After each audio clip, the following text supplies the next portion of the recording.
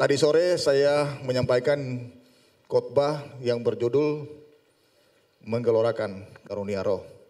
Saat ini masih dengan karunia roh tapi dalam perspektif yang berbeda. Yang saya beri judul mengobarkan karunia roh. Ya, kita akan sama-sama buka Alkitab sebelum kita masuk dalam pembahasan. 2 Timotius pasal yang pertama ayat yang ke-6 dan yang ke-7. 2 Timotius 1 ayat 6 dan yang ke-7. Saya baca, bisa disimak atau mungkin juga kita baca bersama-sama, boleh. Ya, 3, 2, 1. Karena itulah kuperingatkan engkau mengobarkan karunia Allah yang ada padamu oleh penumpangan tanganku atasmu. Sebab Allah memberikan kepada kita bukan roh ketakutan, melainkan roh yang membangkitkan kekuatan, kasih dan ketertiban. Hari ini kita merayakan hari Pentakosta yang biasa kita istilahkan hari ketuanan Roh Kudus. Dan di situ tentunya bagi kita dari kalangan karismatik pasti paham seperti apa berbicara tentang karunia-karunia roh. Tadi sore saya juga menjelaskan bahwa berbicara karunia roh itu ada dua jenis. Ada karunia yang alamiah atau natural, ada yang supranatural atau supra alamiah. Yang alamiah itu seperti mengajar, menasihati, memberikan kemurahan, sedekah, berbagi, itu semua karunia yang alami. Tetapi ketika berbicara karunia yang supra alami, itu bisa berbicara berbahasa roh, mujizat, kemudian juga berkata-kata dengan hikmat, kemudian juga berkata-kata dengan pengetahuan atau marifat, kemudian juga bernubuat, menafsirkan bahasa roh dan lain-lain. Dan dengar baik Bapak Ibu Saudara, yang menjadi satu pertanyaan, seringkali mengapa kehidupan orang Kristen tidak efektif? Walaupun mungkin kita di gereja kita penuh dengan luapan sukacita. Bahkan kita mempraktekkan karunia rohani yang Tuhan berikan kepada kita. Yang supranatural, bahkan juga hal-hal yang adikodrati. Bahkan kegerakan karismatik itu hidup karena biasanya ada demonstrasi kuasa Allah ya, mujizat dan seterusnya. Tetapi dalam marketplace, dalam kehidupan nyata, mengapa banyak orang Kristen tidak efektif? Entah di lingkungan sekolah ketika dia studi, padahal dia biasanya orang melayani. Tapi di sekolah, di kuliah tidak menjadi berkat. Kemudian juga di marketplace, ya dia kerja asal-asalan, jamnya semau-maunya dia, target tidak tercapai dan seterusnya dan seterusnya. Tetapi ketika berbicara pelayanan di gereja itu, luapan sukacitanya luar biasa. Dan itu memang harus. Tetapi dengar baik bahwa yang saya mau tekankan di sini, kenapa banyak orang Kristen menjadi tidak efektif? Padahal ketika berbicara tentang karunia roh, itu sesuatu yang menggairahkan, sesuatu yang menggolorakan. Dan oleh karena itu pada saat ini saya rindu berbicara mengobarkan karunia roh. Bapak Ibu Saudara, ternyata ketika melihat bahwa mengapa banyak hidup orang Kristen tidak efektif. Kalau boleh saya katakan bahwa karunia itu terkubur atau padam. Karunia di sini dari kata Yunani itu karisma, ya. Biasa diterjemahkan karunia rohani atau karunia roh. Dan ini yang dikatakan karisma. Dan kembali kepada hal yang ingin saya pertanyakan di sini dan berkaitan dengan ayat Alkitab yang kita baca. Dikatakan di sini, sebab Allah memberikan kepada kita bukan roh ketakutan. Di sini ada frase yang menarik perhatian saya, yaitu roh ketakutan. Kenapa tidak dibilang bahwa sebab Allah tidak memberikan ketakutan atau rasa takut? Tetapi muncul kata roh ketakutan yang diterjemahkan dari bahasa Yunani pneuma deilias. Kata pneuma itu roh, bisa roh Allah, bisa roh manusia, bisa roh iblis. Tetapi ketika dikaitkan dengan kata berikutnya yang dikatakan di situ ketakutan. Di sini sangat menarik sebab kata ketakutan itu berbicara rasa takut, sifat pengecut atau ketiadaan iman. Jadi tidak ada arti yang positif ketika berbicara tentang rasa takut ini. Sebab dalam bahasa Yunani itu ada kata lain yang sama yaitu phobos atau fobia. Tetapi kata fobia itu bisa berarti takut yang positif. Bisa juga memang hal yang negatif. Misalnya kalau kita takut ketinggian itu kan fobia. Atau misalnya takut misalnya lewat kuburan itu fobia juga. Tetapi deilia itu takut yang berbicara ke pengecutan. Dan banyak hal Tuhan Yesus pernah berkata ketika dia menghardik angin ribut di Danau Galilea.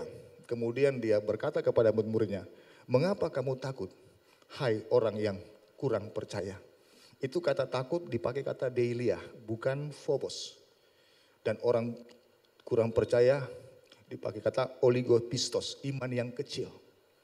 Dan ternyata bahwa ini berbeda. Karena kalau fobia itu takut ya memang bisa ada kegentaran di sana. Tetapi ada rasa takut hormat. Kalau kita membaca Lukas pasal 2 ayat yang ke-10, malaikat berkata begini, bahwa jangan takut. Hari ini ada kesukaan besar akan kuberitakan kepadamu. Itu berbicara tentang kelahiran Yesus. Jangan takut itu pakai kata takut phobos dari kata fobia. Dan menarik. Ketika Alkitab berkata, sebab Allah memberikan kepada kita bukan roh ketakutan, pneuma deilias. Ternyata ketakutan ini, ketika di situ ada roh, ini bukan hal yang biasa. Dan rasa takut ini, kalau boleh saya katakan dengan istilah lain itu intimidasi. Ada roh intimidasi. Dan ketika berbicara tentang roh intimidasi, tentunya ada subjek atau pelaku di belakang yang namanya kuasa iblis. Dan hal ini seringkali kita anggap mungkin sesuatu yang terlalu lebay karena mana mungkin zaman sekarang lagi ada setan-setan iblis itu kan cuma di pohon-pohon besar zaman-zaman dulu. Sekarang kan sudah modern. Dengar baik, iblis punya hierarki. Yang paling tinggi namanya pemerintah, kemudian penguasa, penghulu, bahkan roh jahat. Ini baru tingkat penghulu dunia, itu dalam bahasa Yunani kosmokratos, penguasa dunia. Dan itu bisa mempengaruhi falsafah cara berpikir orang. Bahkan juga bisa memberikan orang kepada satu kegoncangan iman.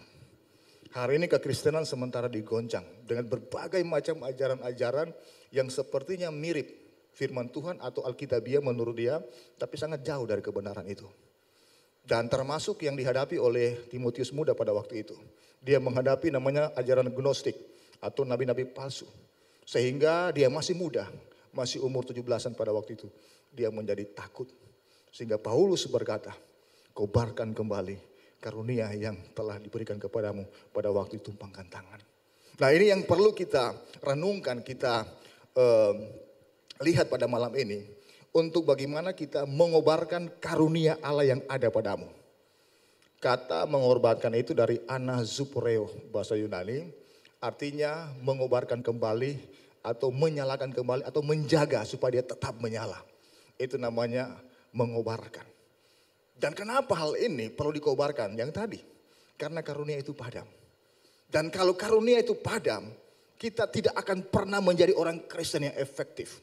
Kita tidak akan pernah menjadi seorang Kristen yang bisa menjadi berkat di marketplace, malah menjadi batu sandungan. Saya banyak melihat di marketplace bahwa banyak orang yang kerja itu memang hanya motivasi uang. Memang kita harus terima uang, terima gaji. Tetapi melupakan yang namanya integritas. Melupakan namanya loyalitas. Melupakan yang namanya ketahanan diri. Sehingga dia loncat sini, loncat sana. Dan dia tidak sadar bahwa dia sudah 20-an tahun kerja. Karirnya begitu-begitu terus. Kenapa? Ternyata ketika disinkronkan dengan sisi rohani, kalau saya pakai istilah Alkitab, itulah roh atau karisma yang telah padam. Dan banyak hal yang saya temukan bukan hanya di marketplace, tapi dalam dunia pelayanan.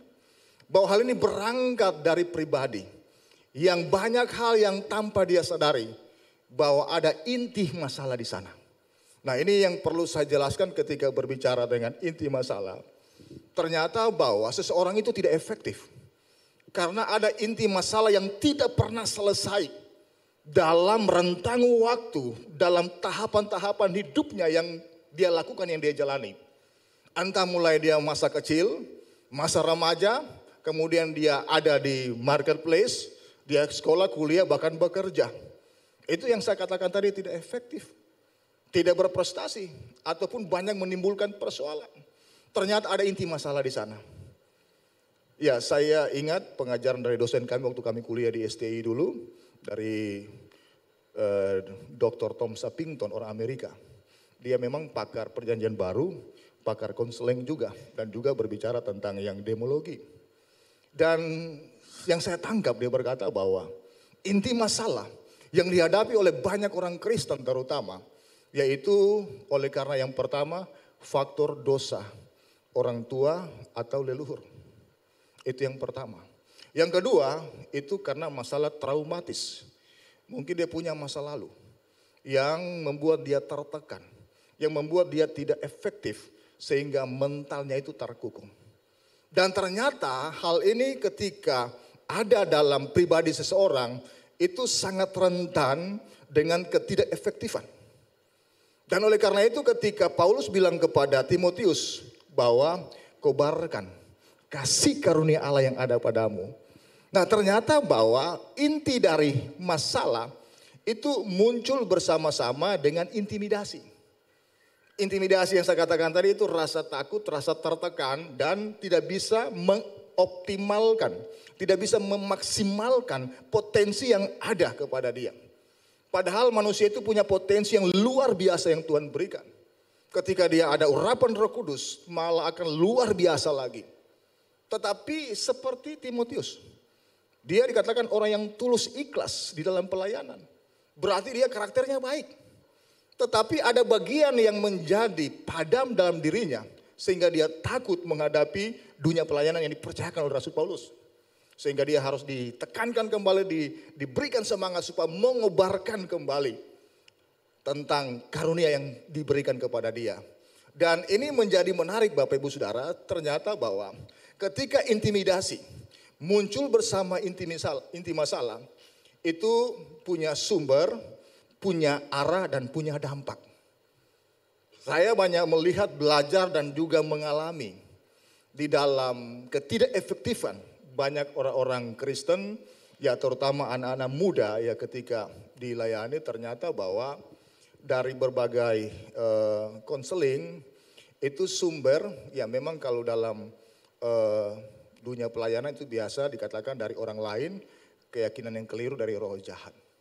Tetapi ya ketika berbicara sumbernya itu dari orang lain, biasanya dari lingkungan keluarga, dari orang tua. Dia memotret sesuatu yang tidak menjadi berkat, itu turun kepada dia. Itu sumber. Atau dari budaya yang terpatri yang tidak sehat. Budaya yang keliru atau keyakinan yang keliru. Itu bisa bisa membuat orang punya inti masalah yang tidak bisa terselesaikan. Ada orang ketika dia bekerja, hari ini kan banyak orang kan yang kerja di Morowali. Dari jemaat kami ada berapa yang pindah ke sana oleh karena pekerjaan. Itu menjadi impian dengan gaji tinggi. Dan ternyata beberapa hal yang saya lihat entah secara langsung ataupun juga lewat postingan, banyak impian yang terjadi. Tetapi ada kata-kata yang menyentuh hati saya ketika dia bilang begini, kerja supaya gaji tinggi, banyak doi, orang tidak pandang enteng pak kita. Nah kalimat ini ternyata berangkat daripada ada sesuatu yang bermasalah dalam diri dia. Entah itu berbicara karena orang tua yang oleh karena masalah finansial kemudian merasa diremehkan. Dan juga masalah-masalah traumatis ketika dalam pergaulan dia pernah dibully. Dan ketika dia ingin berprestasi, motivasinya itu sesuatu yang berangkat daripada inti masalah yang tidak terselesaikan. Dan ini hal yang nyata Bapak Ibu Saudara. Dan ternyata ketika hal ini terjadi, arahnya ini bisa kepada Tuhan. Orang-orang yang punya latar belakang seperti ini, apalagi sudah dipengaruhi roh jahat, dia akan sulit percaya Tuhan. Bukan hanya itu, dia akan ke orang lain itu ya gampang menyalahkan, bahkan juga kepada diri sendiri. Dan ternyata hal ini akan berdampak kepada hubungan pribadi dengan Tuhan yang tidak intim. Dan juga seringkali emosi negatif. Bahkan di dalam banyak hal, dia punya gambar diri yang salah sehingga hubungan dengan orang lain itu tidak baik. Dan ini bisa kita lihat dalam dunia pelayanan. Ketika ada orang yang sedikit ngambek, gampang tersinggung, egois, banyak maunya. Coba dicek.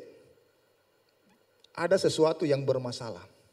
Diagnosanya gampang ketika melihat hal ini. Dan ternyata ketika hal ini, itu akan terlihat dalam reaksi yang tidak kudus. Nah, sehingga dalam reaksi yang tidak kudus itu ada hal yang terjadi. Yang pertama itu kepahitan dan kebencian. Orang yang punya inti masalah tidak selesai, reaksi akan kelihatan. Kebencian ataupun juga kepahitan. Dia sulit untuk bekerja sama misalnya dengan orang lain. Dia tidak mau ada dalam satu komunitas. Karena komunitas ini ya tidak menjadi berkat bagi dia. Nah, sehingga dia tidak efektif. Nah, ketika muncul kepahitan, reaksi lain dia akan menghakimi. Ya, dia katakan si A, si B itu orangnya begini. Si C itu begini modelnya. Nah, kemudian dia akan melihat bahwa dia yang benar, orang lain salah. Ini reaksi. Dan juga ketika seperti ini, kalau misalnya dia kurang bisa bertahan, dia akan punya satu mekanisme pelarian. Saya ketika mengembalakan jemaat, ada yang pertama dia aktif, tahun-tahun pertama, lama-lama dia mundur. Yang dulu karena kalau dalam pelayanan kan jangan merokok. Ini malah dia merokok, dia posting lagi. Sama dengan baterek. Ini yang bentuknya mekanisme pelarian. Bahkan yang berikutnya ada namanya mekanisme pertahanan diri.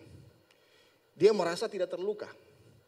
Dia merasa sesuatu ya biasa begitu. Padahal sebenarnya dia terluka, dia tidak selesaikan. Oleh karena reaksi daripada inti masalah. Dan ini berbicara tentang reaksi yang tidak kudus. Saya mengatakan bahwa sebagai jauh bagaimanapun kita menyembunyikan persoalan ini pasti akan muncul di permukaan. Pasti akan kelihatan. Oleh karena itu ketika kita punya masalah entah secara pribadi ataupun dengan dunia luar di sekeliling kita, kita harus melihat inti masalah ada di mana. Apakah kan masalah dengan orang tua atau masalah karena traumatis. Saya pernah melayani seorang anak gadis ya umur 22-23. Saya lihat pelayanannya bagus. Tetapi ada bagian yang saya lihat bahwa setiap kegiatan dia mau hadir di situ. Dia mau hadir, dia ingin datang. Itu bagus menurut saya. Tapi saya melihat dari sisi lain bahwa ada sesuatu yang menggerakkan anak ini. Sehingga ketika saya dekati dan bertanya, ternyata dia yang pertama ya dalam tanda petik pelarian. Yang kedua dia punya mekanisme pertahanan diri. Kenapa? Supaya dia bisa melayani. Oke, ini baik. Tetapi di sisi lain ada hal yang tidak efektif dan itu kelihatan.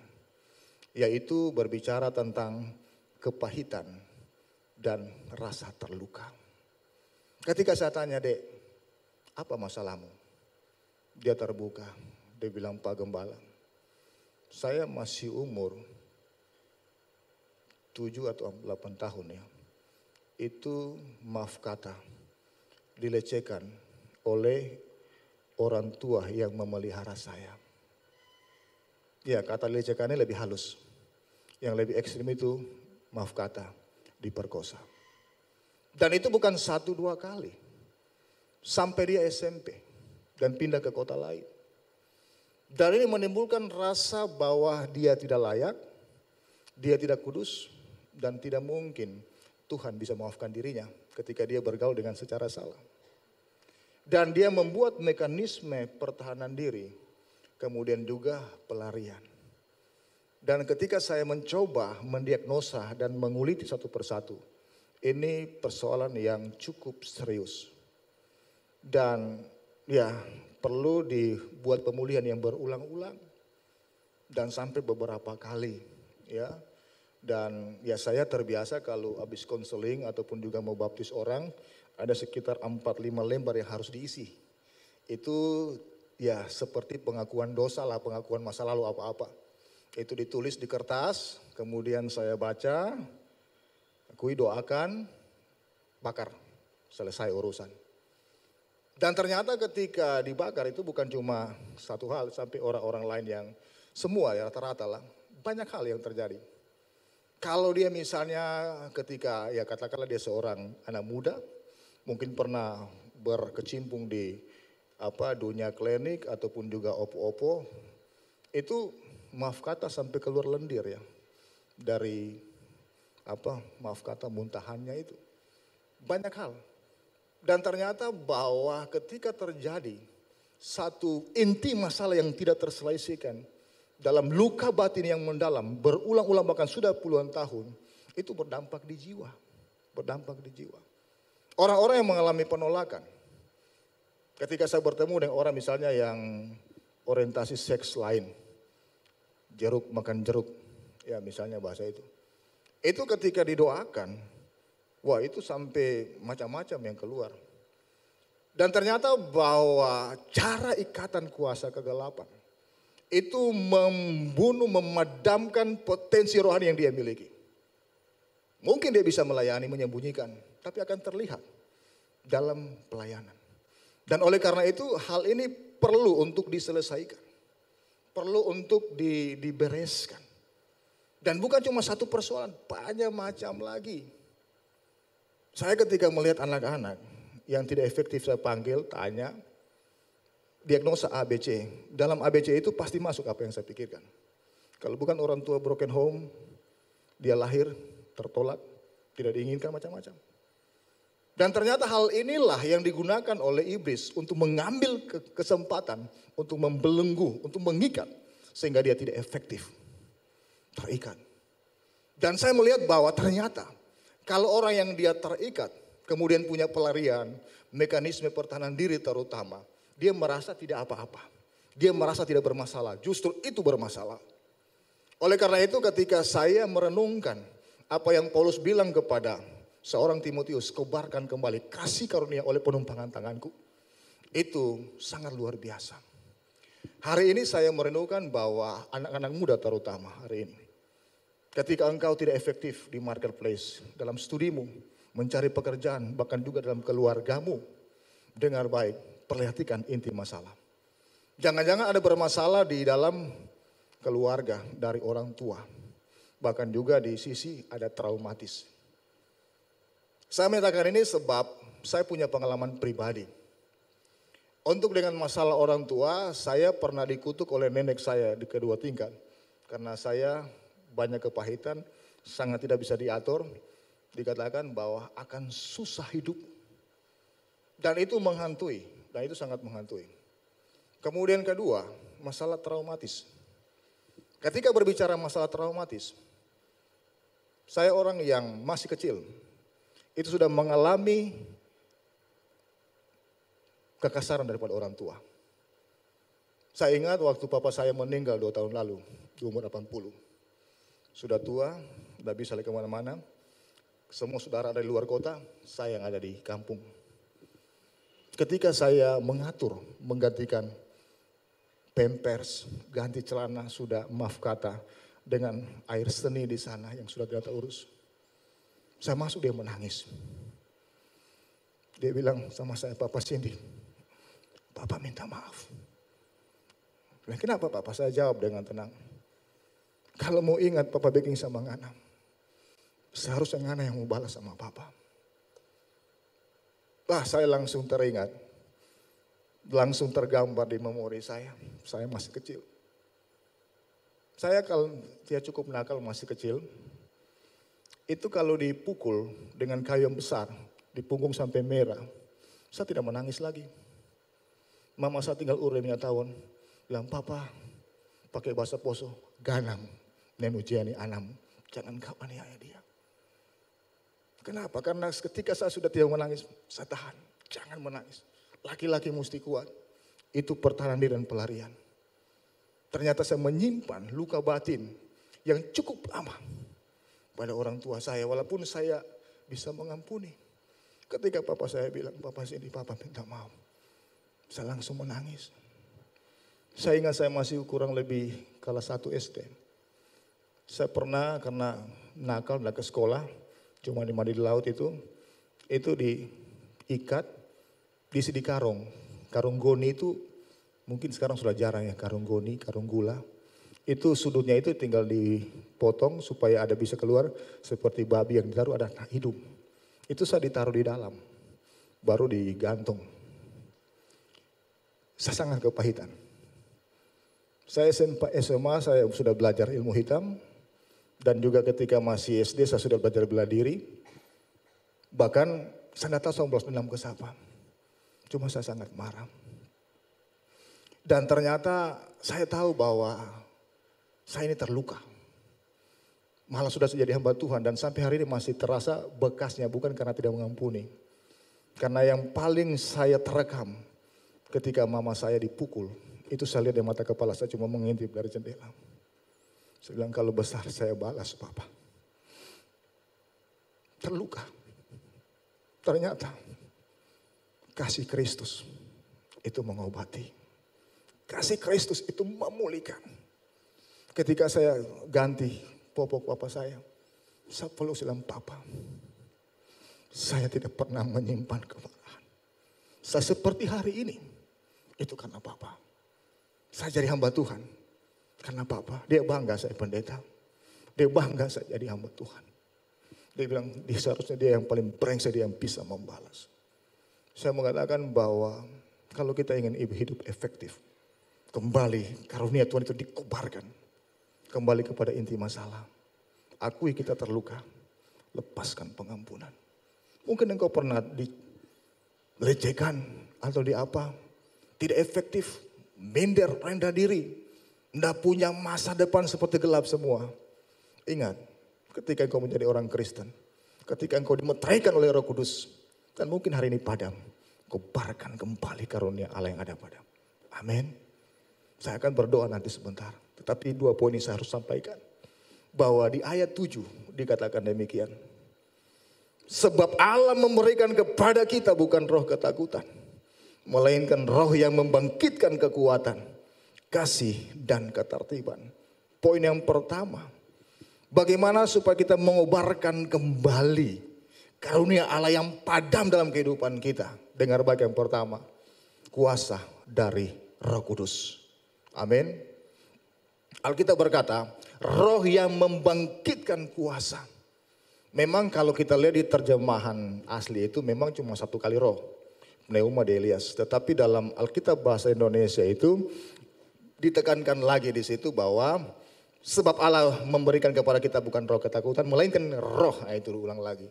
Artinya harus ada spirit di sana.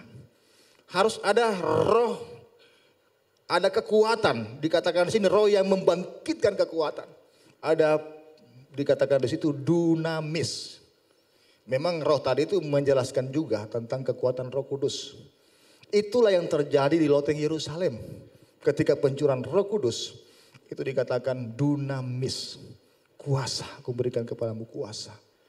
Dalam bahasa Yunani itu ada 2 kuasa. Yang pertama exousia, itu namanya kuasa, kewenangan. Kemudian juga dunamis. Itu diambil juga dari kata dinamit. Kuasa yang bisa menghancurkan. Kuasa yang bisa dengan daya ledak yang tinggi. Dan ternyata untuk bagaimana kita bisa mengalahkan intimidasi dalam kehidupan kita yang tidak efektif, kita harus kobarkan kembali yang namanya roh keberanian, yaitu kuasa Allah. Amin. Dunamis. Hari ini kita peringati tentang pencurahan Roh Kudus di loteng Yerusalem. Hari ini Roh Kudus bekerja secara dinamis dan juga sampai hari ini menjamah jiwa-jiwa yang terluka, hati yang tertolak, bahkan segala sesuatu yang pernah kita alami oleh karena dari orang tua, oleh karena masalah traumatis. Itu bisa dipatahkan oleh kuasa Tuhan, oleh Roh Kudus yang bekerja dalam kehidupan kita. Amin. Dan hari ini ketika kita melihat, diri saya seperti ini, hidup saya tidak efektif, hidup saya tidak tahu mau kemana ke depan. Dengar baik, Roh Kudus mengurapi kita. Roh Kudus membangkitkan kekuatan yang dapat menghancurkan segala pengalaman-pengalaman traumatis. Bahkan dengan darahnya yang kudus membasuh setiap luka, memulihkan setiap goresan yang ada di hati kita semua. Dan oleh karena itu hari ini kobarkan. Sebab penyelesaian terhadap konsekuensi dosa karena faktor keturunan itu termasuk ikatan batin dengan nenek moyang. Itu juga harus dihancurkan. Saya dari orang tua Opa saya kalau bahasa Poso bilang Kai, itu dibunuh usia 32. Karena seorang pemikir intelektualitas dari Poso zaman-zaman Permesta, itu mereka orang-orang yang brilian. Itu ketika pulang ke Poso dari Luwuk sebagai asisten Wedana itu ditangkap. Dibilang cuma untuk diasingkan. Tanggal 10 Desember tahun 60 itu ditembak mati. Usia 32 mama saya baru tamat SD. Dan memang banyak hal yang terjadi. Dan saya melihat dari mama saya kakak beradik itu meninggal tidak wajar. Mama saya itu ditabrak dengan motor meninggal. Kakak mama saya juga ditabrak dengan motor juga meninggal. Dan kami ini ya saya pernah ditabrak cuma dengan sepeda. Ya kakak saya dengan mobil, adik saya dengan motor juga. Saya bilang ada sesuatu yang tidak beres. Nah ini pernah saya berdoa juga didoakan untuk dilepaskan. Nah supaya jangan terjadi kepada keturunan. Sebab hal ini akan berdampak. Oleh karena kenapa ada roh yang mengintimidasi. Dan penyelesaian masalah seperti ini tidak ada kata lain selain kita mengaku terluka dan juga kita terbuka di hadapan Tuhan. Dan ketika kita terbuka di hadapan Tuhan, mengaku kita terluka. Allah setia dan adil kata firman Tuhan. Akan mengampuni menyucikan kita. Itu 1 Yohanes 1 ayat 9. Dan kita terbuka di hadapan Tuhan pasti akan terjadi hal yang luar biasa. Amin. Nah itu yang pertama. Yang kedua, ketika berbicara tentang mengobarkan kasih karunia. Yang kedua, dikatakan di ayat yang ke-7. Sebab Allah memberikan kepada kita bukan roh ketakutan, melainkan roh yang membangkitkan kekuatan. Yang kedua, kasih dan ketertiban. Poin yang kedua saya beri judul kecil, gelora, kasih dan ketertiban. Kata kasih di sini pakai kata agape. Dan sementara kata ketertiban itu dari kata sophronismos yang artinya pertimbangan yang matang atau pengendalian diri. Dan ternyata bahwa saat roh kita dimasuki oleh kekuatan daripada Tuhan, kemudian ada kasih dan firman Allah, maka kita akan tidak terjebak di dalam intimidasi. Dan ini harus terjadi, harus ada ya kekuatan dari Tuhan, ada kasih dan juga ada ketertiban di sana, pengendalian diri. Bapak Ibu Saudara, ternyata hal ini dapat terjadi, efektif dalam kehidupan kita, itu tergantung dengan keputusan kita. Dan ini sangat penting. Sebab ketika berbicara keputusan, yang pertama itu kita memiliki kasih Kristus. Itu keputusan. Kalau kita memiliki kasih Kristus, maka ketika kita pernah mungkin terintimidasi oleh pengalaman traumatis, oleh segala sesuatu yang pernah mengikat kita, bahkan juga dari orang tua, sehingga hidup kita tidak efektif, maka dengar baik, keputusan kita memiliki kasih Kristus. Dan kemudian dia akan meningkat kepada keputusan kita dibaharui hari demi hari. Kalau kita dibaharui hari demi hari, maka menolak pikiran-pikiran negatif. Dan mengarahkan pikiran-pikiran kepada hal-hal yang positif. Dan juga yang lebih penting, mendoakan orang bersalah kepada kita. Itu tidak mudah. Kami ketika melayani orang yang terikat dengan kepahitan. Berdoa untuk orang yang melukai. Sebut nama, oh tidak bisa pakai balas, sebut namanya. Dia meraung-raung, sebut namanya. Ketika dia sebut, ya dia berteriak dan dia sebut, lepas habis itu. Dan kenapa ini sangat penting? Mendoakan orang bersalah kepada kita.